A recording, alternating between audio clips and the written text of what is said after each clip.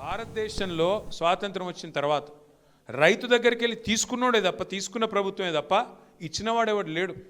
మొట్టమొదటిసారి 73,000 కోట్ల రూపాయలు రైతుల ఖాతాల్లో, 70 లక్షల మంది రైతుల ఖాతాల్లో వేసిన నాయకుడు కేసీఆర్. నేను ఇంకొక మాట కూడా ఇక్కడ చెప్తా. చాలాసార్లు నేను చూస్తూ ఉంటాను, ఈ అగ్రవర్ణాలు, సోకాళ్ళ అగ్రవర్ణాలు కొన్ని ఉంటాయి. రెడ్డిలంటే, బ్రాహ్మలంటే, వైశ్యులంటే, వెలమలంటే, కమ్మాస్ అంటే, రాజులంటే ఉంటారు. తెలంగాణలో 5-6 కులాలు ఉంటాయి. వాళ్ళు ఎప్పుడు గులుగుతూ ఉంటారు, మాకేం ఒరిగింది ప్రభుత్వం నుంచి, మాకేమొచ్చింది, మాకేమైనా వచ్చిందా ప్రభుత్వం నుంచి అని మాట్లాడుతుంటారు. నిజంగా ఫస్ట్ టైం అగ్రవర్ణాల్లో ఉండే పేదవాళ్ళకు కూడా, అగ్రవర్ణాల్లో ఉండే వ్యవసాయదారులకు కూడా ఏదన్నా ప్రభుత్వం ఇప్పటిదాకా మేలు చేసింది అంటే అది కేవలం కేసీఆర్ గారు రైతు బంధు లాంటి పథకం ద్వారా మొట్టమొదటిసారి మేలు జరిగింది. బీసీ, ఎస్సీ, ఎస్టీ అన్ని వర్గాలతో పాటు పేదలు ఏ వర్గంలో ఉన్నా వారికి మేలు చేయాలన్న సంకల్పం కేసీఆర్ గారిది.